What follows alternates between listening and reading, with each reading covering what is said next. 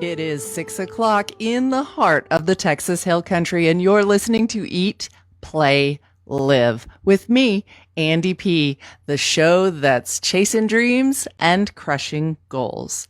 My goal here is to help you live a heart healthy, happy, more balanced life. And our focus for this year has been learning to love ourselves unconditionally, which starts with a healthy heart, right? We can't love ourselves if our heart is hard, and we're talking both physically and emotionally, because the only lasting beauty is the beauty of the heart.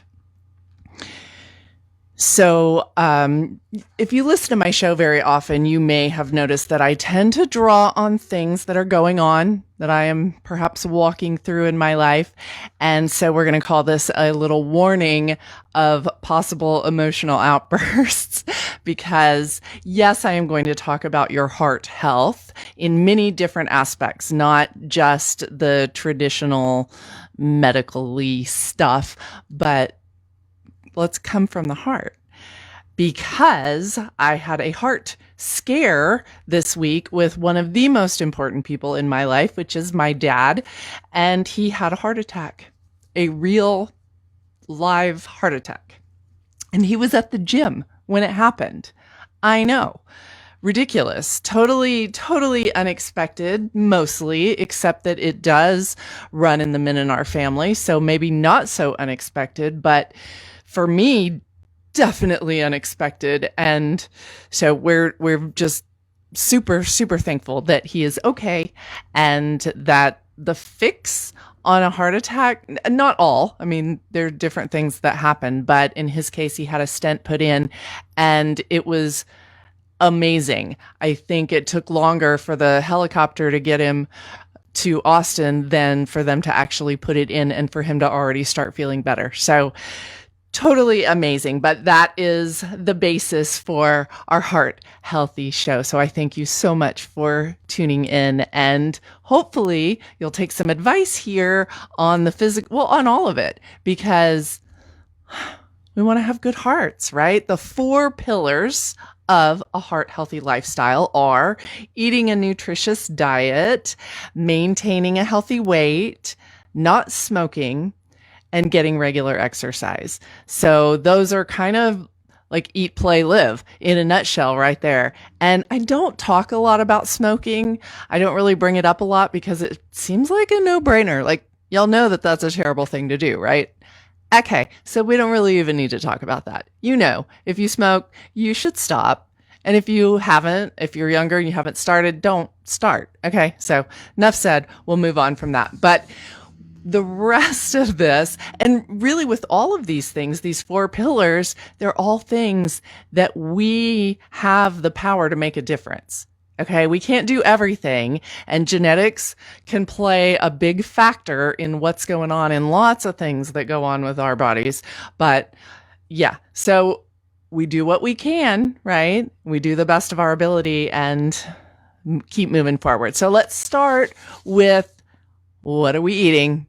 What can we be eating that is better for our heart? And it's not that hard, and a lot of these are not going to surprise you. So let's just dive right in and talk about herbs. Okay, this one, actually, the first one right off the bat kind of did surprise me, because herbs, what does that have to do with your heart? Well, basically, when you're cooking, using herbs, natural plants, is going to be a healthier option than butter or salt or the other things that we traditionally use while we're cooking. So add more herbs, more flavor, less of the junk. All right. Next thing, black beans. Also a little bit surprising. I didn't realize that black beans were packed with heart healthy nutrients, folate, antioxidants, magnesium. Yes, they can help lower your blood sugar, and they are quite tasty. In fact, if you use those instead of refried beans, we do not. What's in refried beans? What are they doing to them? I don't think they're just refrying them. I think there's something else going on there. So black beans also have a lot of fiber, which helps control both cholesterol and blood sugar levels. So put those black beans in your soup, in your salads, all that kind of stuff. And if you rinse them, then that will remove the extra salt. Red wine. Yes, we've got good news about red wine here. If you drink alcohol, and I'm assuming you do, a little red wine may be a heart healthy choice. So it actually protects artery walls, boosts HDL, the good cholesterol.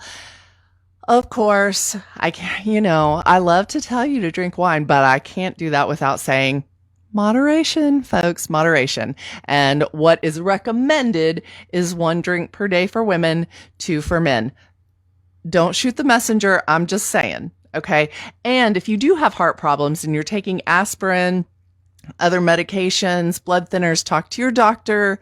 Your doctor knows what's best. So definitely talk to your doctor about what you're doing, and don't lie about how much you're drinking. I mean, I'm sure they know to at least double whatever you tell them, because human nature. Yeah. Salmon. Salmon is a superfood. You do not pronounce the L.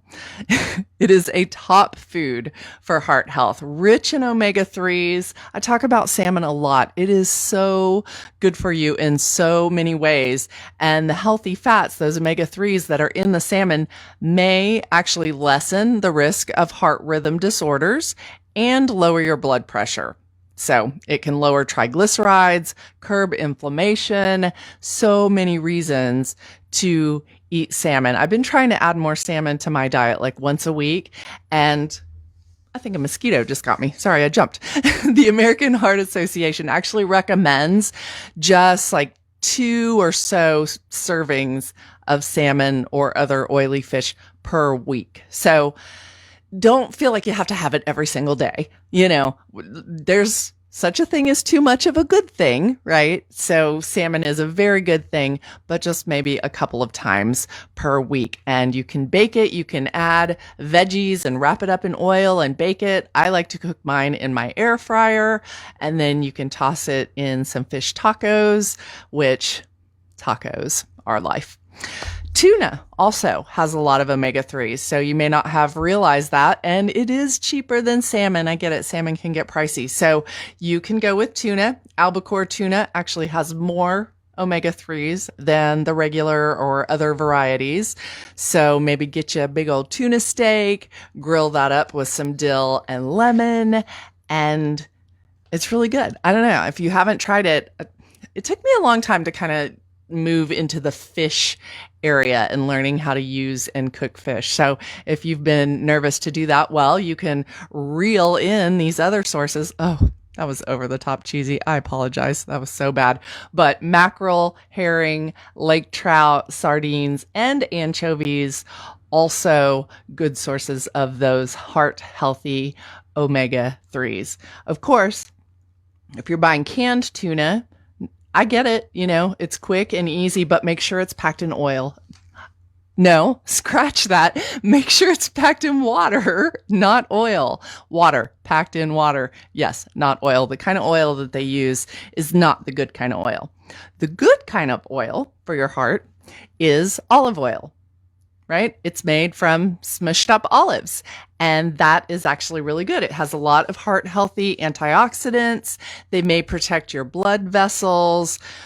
And if you're using olive oil and you're replacing saturated fat, something like butter, or if you use margarine, just stop right now. Throw it in the trash. That is nasty. There's nothing in that should even be on this planet. So switch all that and start using some olive oil, and you're doing so much better things for your heart. You can put it on salads, put it on your veggies while you're cooking them. Even, I'm going to tell you, I know you eat bread. We all eat bread. So have you ever dipped your bread in olive oil? Like in Italy, they do that, and they know a lot about food. We should be paying attention. So for the best flavor, look for cold pressed and use it within 6 months. If that olive oil has been sitting in your pantry for years, throw it away and get some new one. Come on. You don't have to use every last drop. Let's move forward here. Walnuts could lower your cholesterol, just maybe like a handful a day. It can also protect against inflammation in your heart's arteries. They're, again, packed with those omega-3s. You're going to hear that word a lot. Healthy fats called monounsaturated fats, plant sterols, and fiber, all of those right there in a little walnut. And if you're eating walnuts, if you're just needing something with crunch and you're replacing something like chips, you're making a huge step in the right direction, not just for your heart, but for your overall health, your calorie intake. Be careful with nuts because they do have a lot of calories, but I don't know. I just don't see you sitting down and eating a bag of walnuts like you would eat a bag of chips, right? It's not quite as fun. So hopefully they're a little bit easier to partake of in moderation. Almonds also, same kind of thing. You can sliver your almonds or crush them up, and they go really well with vegetables, on fish, chicken. Put them on salads. They have plant sterols, fiber, heart healthy fats. Yes, almonds may help lower your bad cholesterol, your LDL, as they call it. So grab a small handful of almonds today. Almond butter too. Excellent. Edamame. Do you ever eat edamame?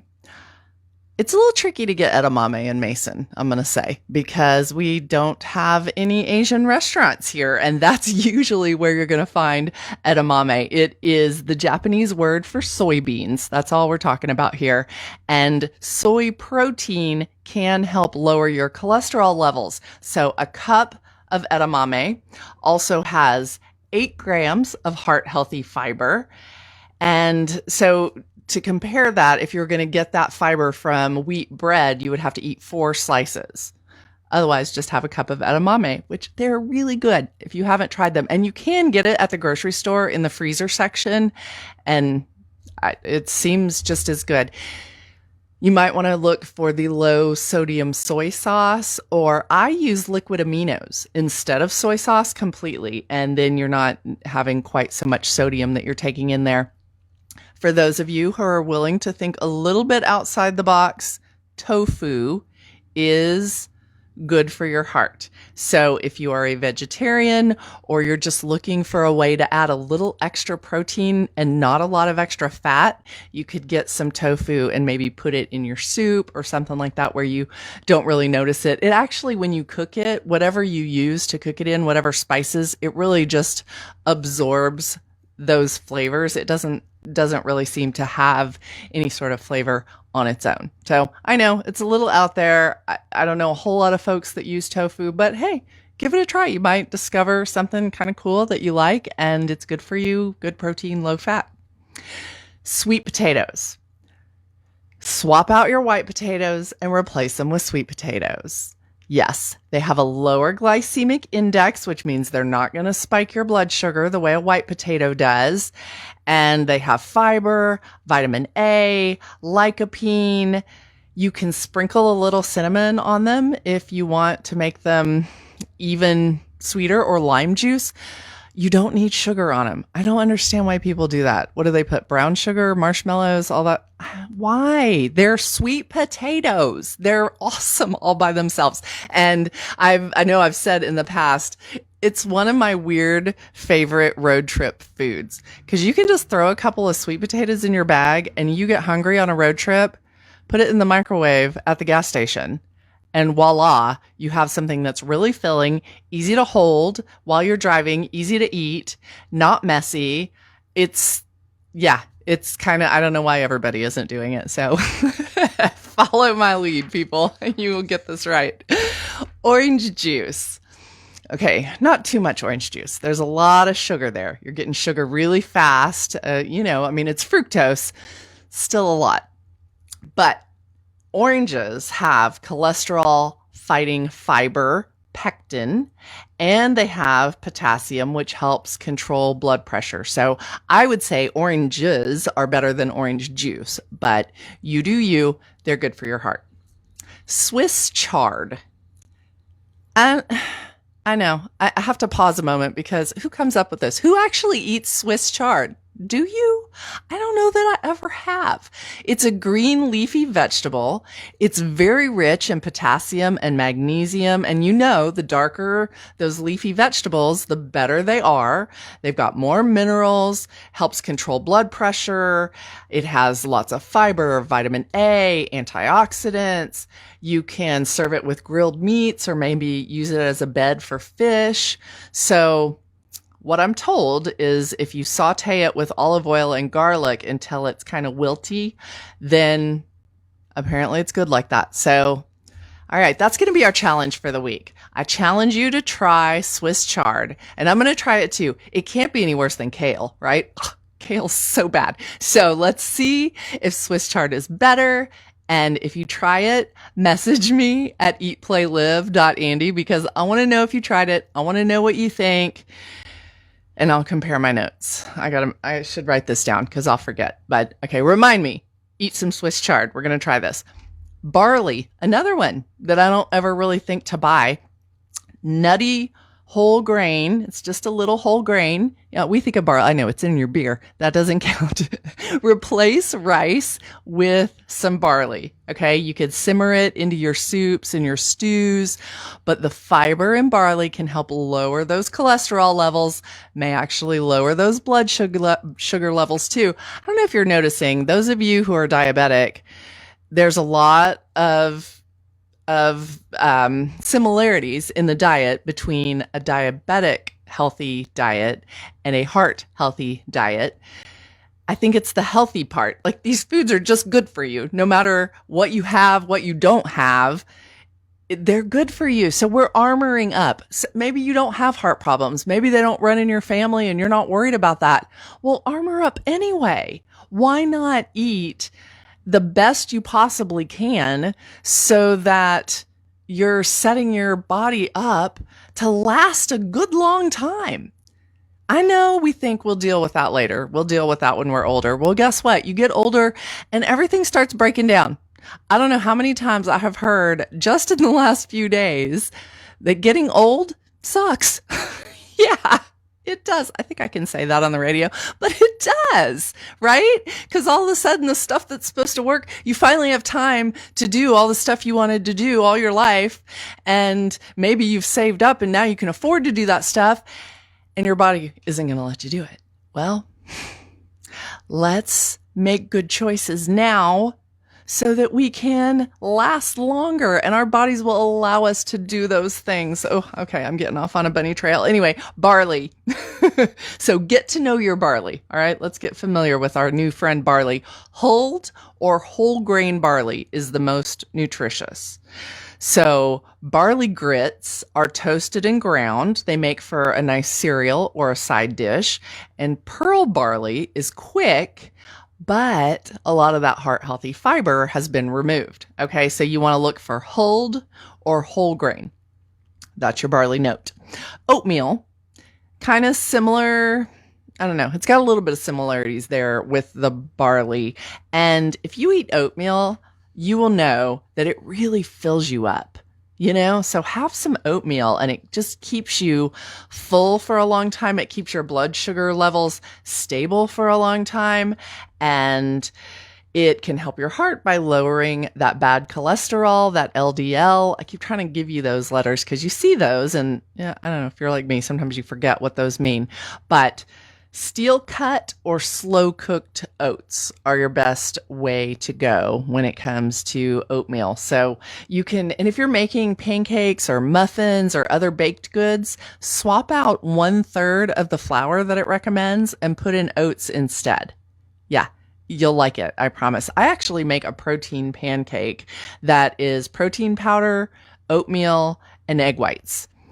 It's so good. And also super filling, super nutritious, high in protein, good, healthy, complex carbs.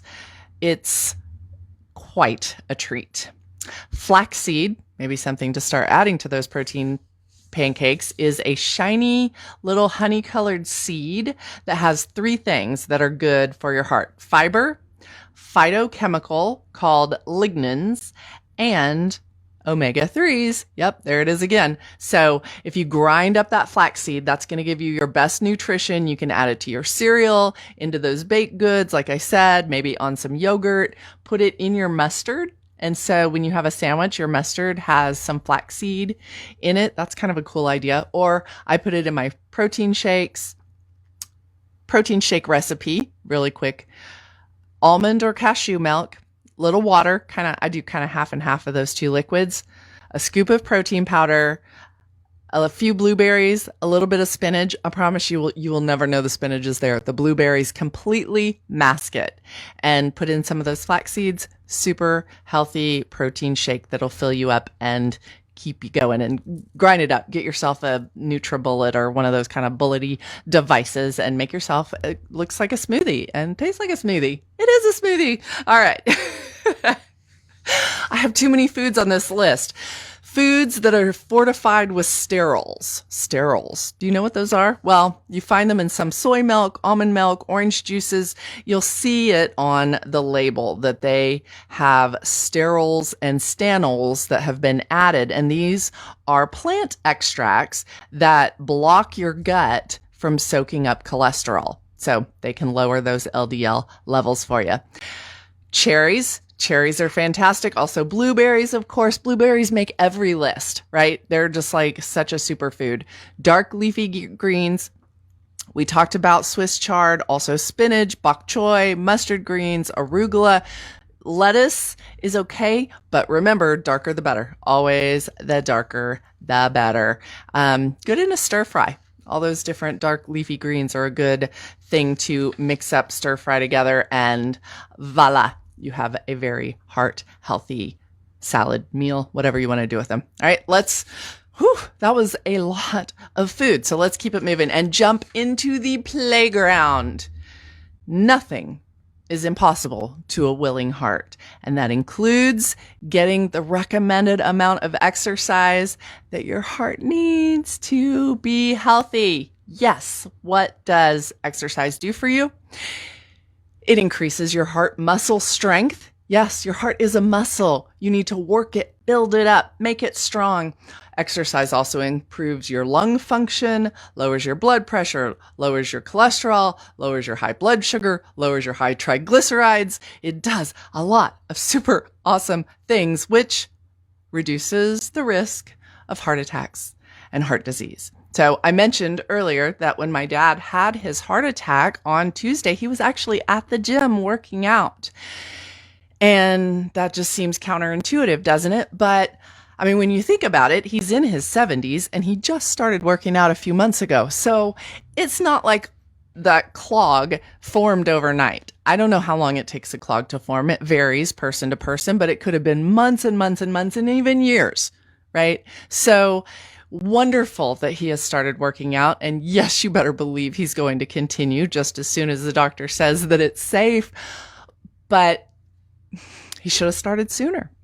And so should you. If you haven't started yet, start now. If you've fallen off the wagon, get right back on. Nobody's going to judge you. Just get right back in there, because exercise, it just improves the heart's ability to deliver what you need, the blood and the oxygen, to all your organs throughout your body. It improves your muscle mass.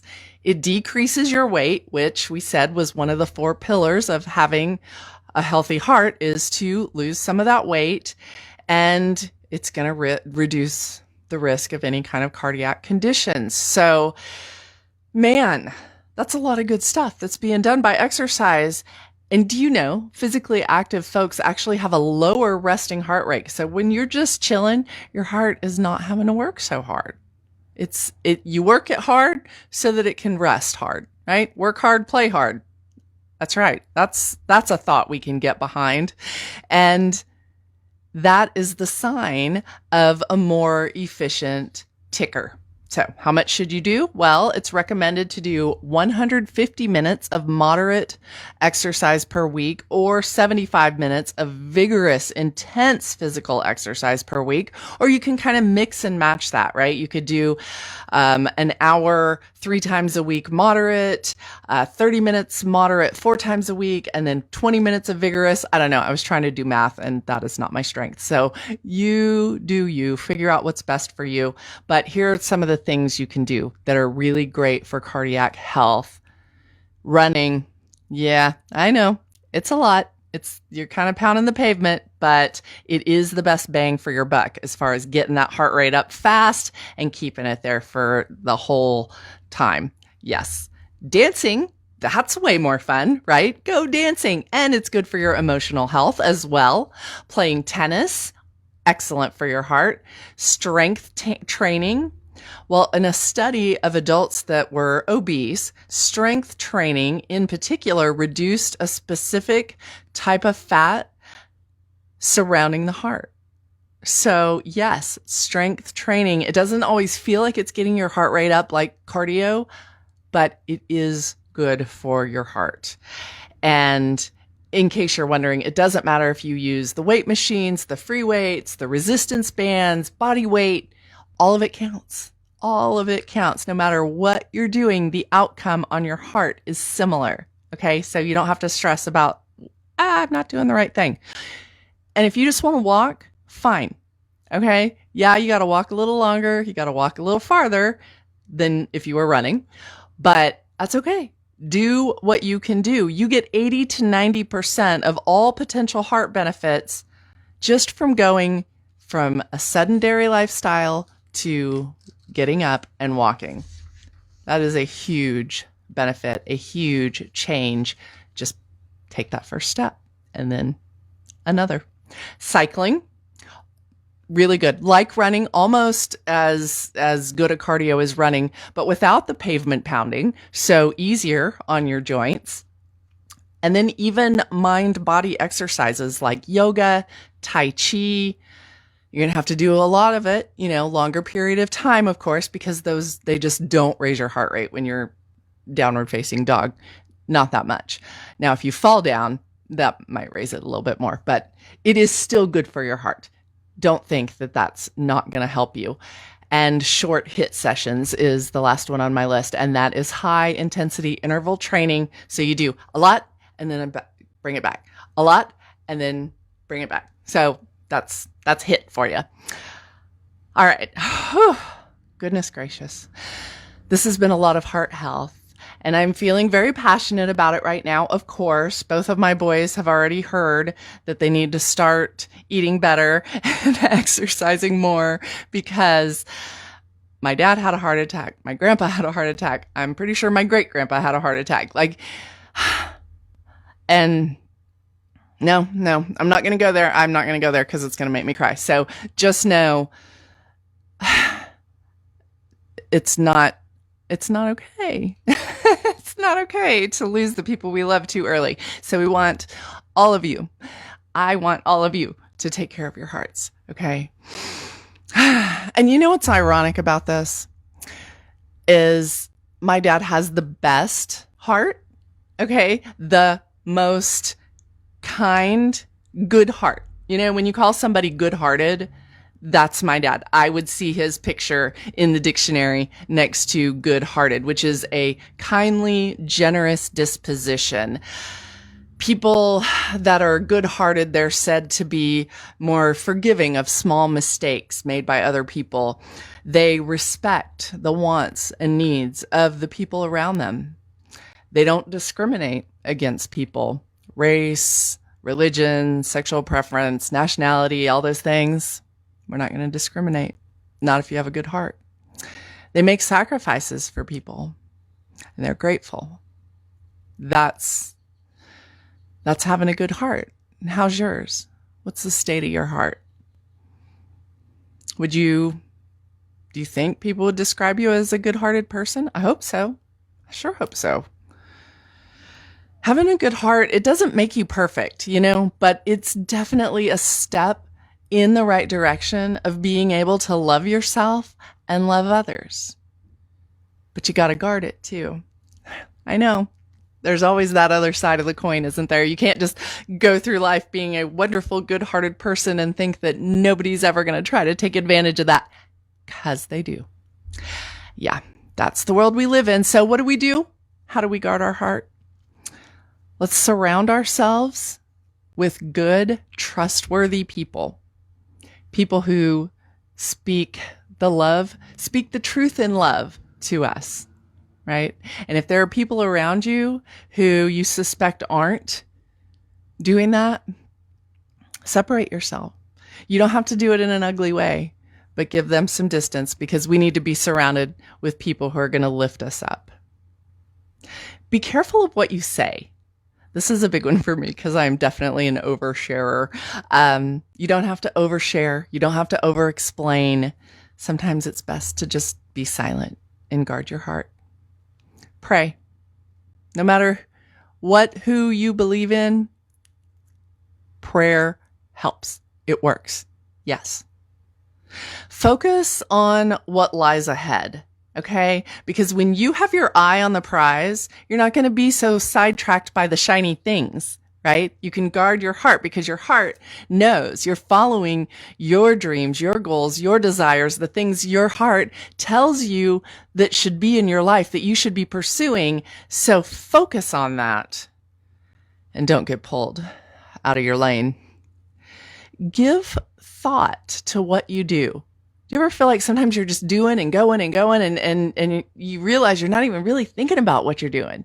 You know, you're just on autopilot, like when you're driving and you're like, I don't even know how I got here. I just follow the way I always go. Totally on autopilot. So give yourself a minute, slow down, give it some thought. And if it doesn't feel right, if something you're doing doesn't feel right, then don't do it. Discipline your thinking. This is something that takes practice, but you can do it.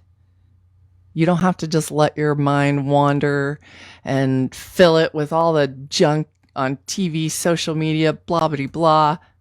Discipline your thinking.